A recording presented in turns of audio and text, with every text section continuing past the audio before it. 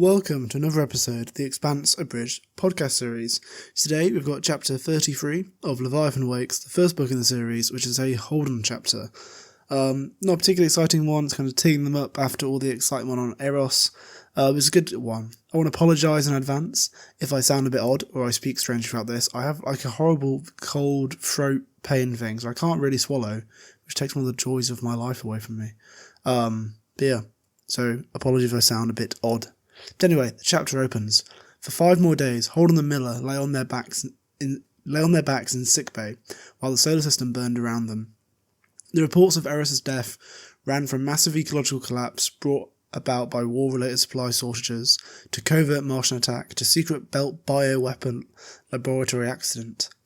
Analysis from the inner planets had it that the OPA and terrorists like them had finally shown how dangerous they could be to innocent civilian populations. The belt blamed Mars, or the maintenance crews of Eros, or the OPA for not stopping it. So basically, they've got all those zombies that have kind of gone off and done their thing, and nobody knows why, nobody knows what, so everybody's blaming everybody and anything, which is kind of how this whole war's been going on for a while now. But our two boys, they're just chilling out in bed, they're just hanging out. It says, Holden turned off his news feed, fidgeted in his bunk, and tried to wake Miller up by staring at him. It didn't work. The massive radiation exposure had failed to give him superpowers. Miller began to snore. It's very sad. Basically, they're chilling out, and Holden's like, there's not much gravity, so they're not going very quickly, and so there's no rush. And he just kind of is a bit upset about how he fucked it up with Naomi, and it's been awkward when they see each other, and every time she leaves the room, Miller sighs, because he can just tell Holden's fucking up again.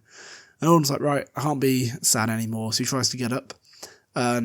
He kind of stands up, he feels really wobbly, but remains upright, and he has to take his big IV drip with him, which is a bag of faint blue, and he just knows it's important. And he's kind of going out the room, and he's quite happy to be leaving, because it smells of antiseptic and diarrhea. Where are you going? Miller asked, his voice groggy. Out. Holden had the sudden, visceral memory of being 15. Okay, Miller said, then rolled onto his side. Which I think is quite a cute little line.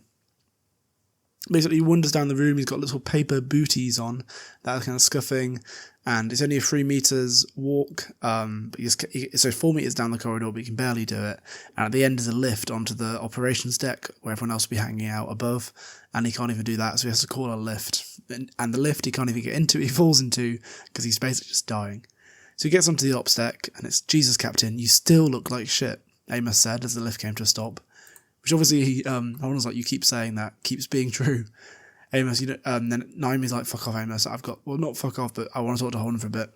And it's basically because the last time, obviously, we spoke to Amos was when Holden and Miller rocked up at the ship, and he was standing there, akimbo, rifle in each arm, holding down the doorway. And basically, Naomi's like, Amos, can you do something else? And she's like, no, nothing to do. The ship's, he's like, the ship is too good. There's nothing breaks, nothing leaks, nothing even rattles. So there's nothing to do. And then she's like, go mop. And then he just wanders off. And obviously Holden wants to have a little bit of chat with her.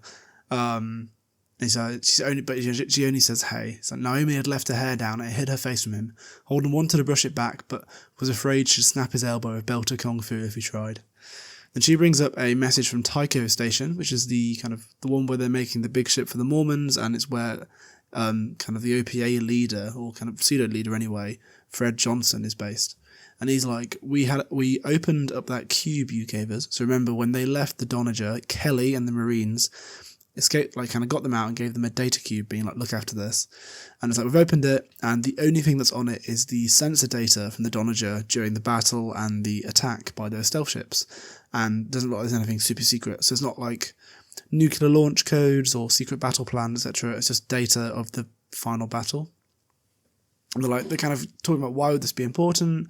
The Marines died for this. They wouldn't die for it if it wasn't important. And if the information isn't important, like, is it important for somebody? So what would it mean to them? Is kind of their thought process as they go through this. And they realise that the best way to track ships, which we've seen a few times in the Expanse so far, is by their drive signature, which is the radiation leaked out by the drive. It's kind of unique for every ship, and that's kind of important. And they're talking about that, and they have the radar track of the other ships, but they don't think that's like kind of important. To which Holden kind of goes onto a sidetrack, and why was Amos with guns when they were like trying to lead the ship? And it's like, Naomi says it was trouble, and Holden's like, "We're not waiting for us." And Naomi's like, "No, why would we wait for you, of course?" And Holden goes, "Was there a smile in her voice, a hint of coyness, flirtation?" He stopped himself from grinning. Because Holden's just there for the game. He still wants it. He wants it. And again, has a realisation that hull structure isn't the only recognition metric, but you can kind of get the hull image and the drive signature, and by using both of them, you can use it to spot a ship from very far away and kind of identify them. So that code is actually showing them kind of what those ships are and who built them and where they're from. Naomi's like, why wouldn't they just say what they are? If you've given all the information to figure out who they are, then why not just say it? To which they don't know, and on that point, our boy, Miller, arrives. So Holden turned to watch the detective finish a slow climb up from the sickbay deck. He looked like a plucked chicken, pink grey skin, stippled with goose flesh. His paper gown went poorly with the hat, because obviously our boy has his hat. He's got to have his hat. And to which Holden's like, "There's a lift," and Miller's like, I wish I'd known that. And he's like, "We're trying to figure out this mystery." And Miller goes, "I hate mysteries," says the detective. And Holden kind of says, "You found out who murdered someone. You can't arrest them yourself, so you send the information to your partner. But instead of just sending the perp's name, you send your partner all the clues. Why?" And Miller kind of deducts effectively. "It's because I don't trust myself. I want my partner to arrive at the same conclusion I did, but without biasing him." And Naomi kind of chips in, "It's especially if guessing wrong has consequences. You don't want to screw up a murder charge." So the Rocinante, and presumably the Donager, would have also thought that these ships that attack the Donager, the Donager would have thought this as well, were built on Earth. They were Earth ships. And which is kind of like the big implication being, if the UNN had black ops ships that killed the Donager, that meant Earth was behind the whole thing, maybe even killing the Canterbury in the first place. It would mean that Martian warships were killing belters for no reason, belters like Naomi.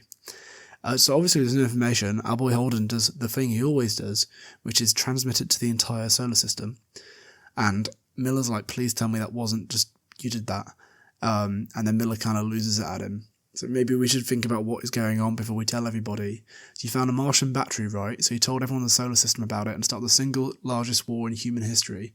Only now it turns out the Martians maybe weren't the ones that left it there. Then mystery ships did kill the Donager, which Mars blames on the belt, made the war even bigger. And Holden tries to interrupt him. Miller throws a cup of coffee at his head. So now you find some data that implicates Earth. First thing you do is blab it to the universe so that Mars and the belt drag Earth into this thing, making the largest war of all time even bigger. Are you seeing a pattern here? This is how those people work. They made the Canterbury look like Mars. It wasn't. They made the Donager look like the belt. It wasn't. Now it looks like the whole damn thing's Earth. Follow the pattern. It probably isn't. You never put that kind of accusation out there until you know the score. And he says all that, and then he collapses back into his chair, sweating, clearly exhausted. "Think I might have strained something," is his line. And Holden kind of argues, justifies his approach the same way he's done kind of before, and he does probably throughout the series, is "I haven't accused anyone of doing anything. I'm not building a case. I just put the data out there. Now it's not a secret. If everyone knows everything, nothing stays secret. Eventually someone will figure out the big picture. This kind of thing requires secrecy to function, so exposing all the secrets hurts them in the end. It's the only way this really permanently stops." To which Miller says, "I was just going to put them out an airlock." And that section ends, their little chat, and they kind of have a description of the asteroid they're approaching. It's barely 30 metres across, nothing important, just marked so people don't run into it. And up close, the ship that had killed the Scopuli had stolen its crew looked like a shark. It was long and lean and utterly black, almost impossible to see against the backdrop of space with the naked eye. Its radar-deflecting curves gave it an aerodynamic look, almost like lacking in space. In space-going vessels. It made its whole skin crawl, but it was beautiful. So obviously, as we've spoken about earlier on, but the ships in the Expanse, because they are designed with an engine on one end, they're built like an apartment block or an office block with loads of levels, and they're built kind of ugly because they never go into an atmosphere, so they never need to look aerodynamic, so they end up looking quite squat. And this ship they're seeing all these curves ends up looking quite pretty, which is somewhat unique. And the Rocinante can barely even scan it. It just looks slightly warm because no radar's bouncing off it. Holden says, "It's probably full of vomit zombies." "Want to go see?" said Miller. "Oh yeah," Holden said. And then the chapter ends. So it's a bit of a slow one there. You see a good discussion really between Holden, Naomi, and Miller about Holden's approach versus Miller's. which is quite, I think it's interesting. It's just, we've seen it before, but it's nice seeing it again. And it comes up as throughout the series of that their difference in approach is one of their defining things. Holden just wants information out there. Miller is more of the guy being like, I will make the call and I will do it. When Holden's like, let's everyone decide and talk about it. Particularly with the airlock point where Miller's like, I'll just throw him out an airlock, it's fine. He doesn't have a soul anymore, as we found out with escaping Eros and talking to Julie. So yeah, I hope you enjoyed that one. A bit of a shorter one, and I'm sorry if I sound odd. My throat really hurts. It's pretty wank. So yeah, I hope you enjoyed that, and I hope you have a lovely week.